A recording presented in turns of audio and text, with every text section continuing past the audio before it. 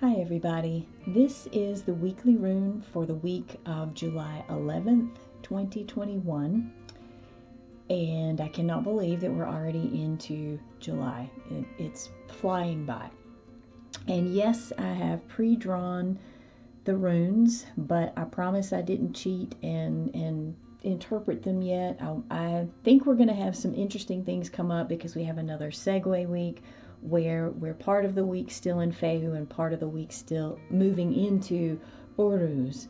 And the bones did not want to participate again today. So, it is what it is, and I'm fine with accepting that things change.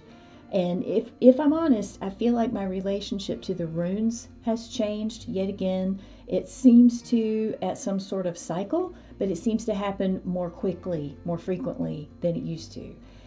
And the part of that change that I feel like I'm sitting with the most is that I have deeply internalized them energetically. And I have a tendency to, when that happens with anything, and anything that you work with in relationship long enough internalizes, I think that means you move past the honeymoon phase. The whole texture and context of the relationship changes, and that's the point where you decide what you're really doing together. So I've been working with the runes for about 26 years. And this has happened several times. So I'm in it to see where this goes and to understand that, when the honeymoon phase of anything is over, what that really means is more work is required. Okay, so here we go. We are finishing up our time with Fehu over the next few days. And what this has meant for this new cycle of the runes is really coming into where we hold our assets and have to look after them, but where we do so in places that require seeing them in a spiritual light. Like, we are the asset. We are one of our assets, and we have to tend ourselves. And that means even though we have internalized this version of self, this new consciousness that came in kind of furiously last year and deeply rooted through December solstice, we have to still tend that. We still have to move through the honeymoon phase of that and still stay in communication with it. Even though it has a seat at the table, it has internalized, we still have to kind of touch base with it. So I feel like that has been kind of the focus of the last couple of weeks with Fehu. This to me doubles down with Uruz. Uruz is traditionally interpreted as the aurochs.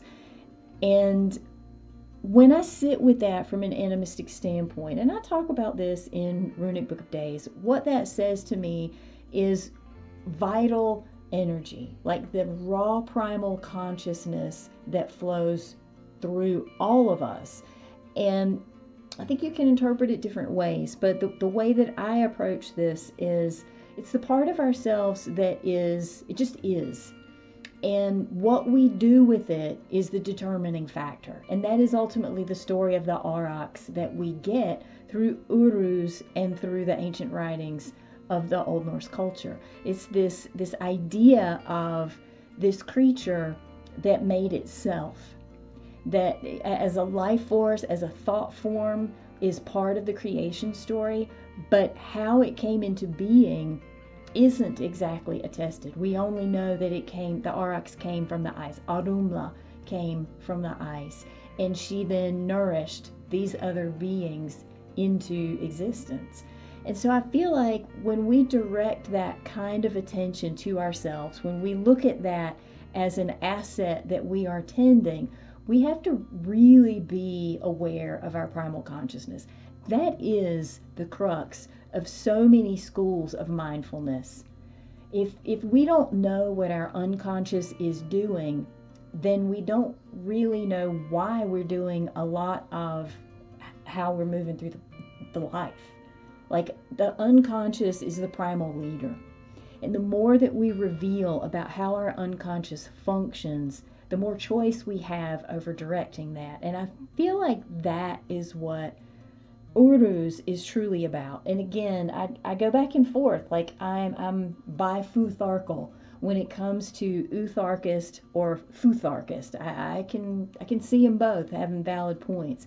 When we're going with the order of Nigel Pennick's runic calendar, with Fehu being the first rune in this cycle, the fact that we have to have physical assets nailed down, we have to understand being a soul in form, then we get to see the fusion point of those two things and what they create. And I feel like that is Uruz. That is what's on the table for the next little bit.